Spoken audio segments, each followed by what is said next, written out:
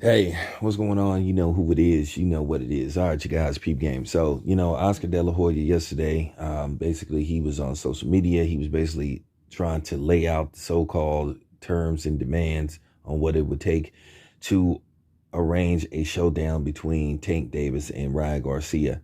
The part about the networks and how that could be done, yeah, it could possibly be done, but we all know a lot of times networks don't like to do joint deals. So that's single-handedly would hold up the fight.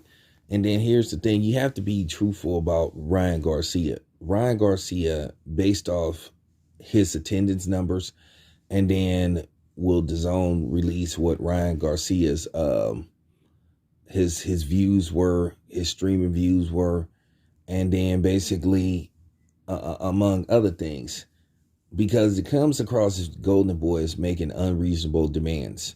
Ryan Garcia doesn't have a belt, and to sit up there and say belts are not important, well, that's part of negotiating power, and it's part of leverage.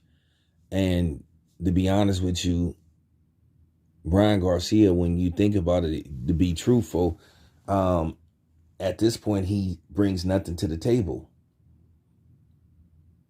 And for them to be insinuating and hinting that they want a 50-50 split with Tank Davis, that's just not logical on Tank's part to accept a deal like that, because you have to be truthful.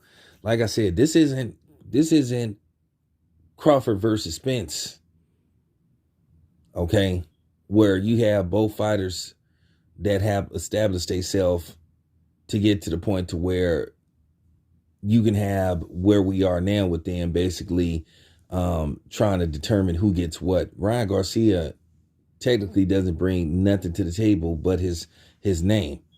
But at the same time, yes, he has 2 million Twitter followers, but at the same time, he couldn't sell out arena that's maybe Victorville. If I'm not mistaken, Victorville is over there by Lancaster, if I'm not mistaken. So Victorville is maybe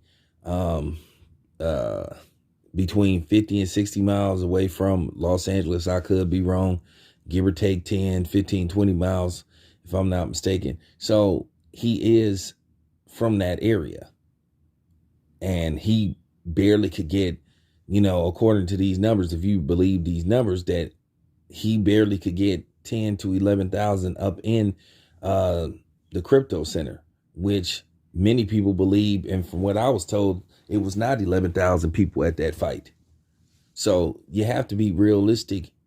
At the end of the day, Tank has way more options than Ryan Garcia. At the end of the day, Ryan Garcia needs Tank far more than Tank needs Ryan Garcia, and you just have to be truthful. And I already know some disgruntled and sad, Ryan Garcia fan, or some sad disgruntled Hispanic dude gonna come on here and say, well, who is Tank for? Well, Tank is a multi-division champion. Okay. Enough said. And belts do matter. Because if that's the case, what is this whole thing going on with Errol Spence and Terrence Crawford fighting for undisputed? Okay, there you have it. Enough said. So, like I said before, it sounds good, Oscar, but I think at this point your demands are extremely unreasonable. And then Showtime is thinking to themselves, well, why should we do a joint pay-per-view with DAZN?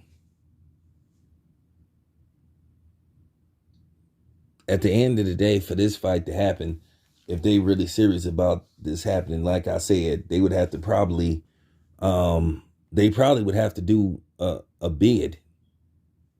So if they really serious, that's what they would have to do. See who do some kind of bid based off getting to see who would be the primary broadcaster for this fight. And I doubt very seriously if Showtime would take a backseat to DAZN. So I'm just keeping it a buck. Just got to put these things out there. Just got to tell the truth, man. Anyway, it's your boy Town Biz. I'm out.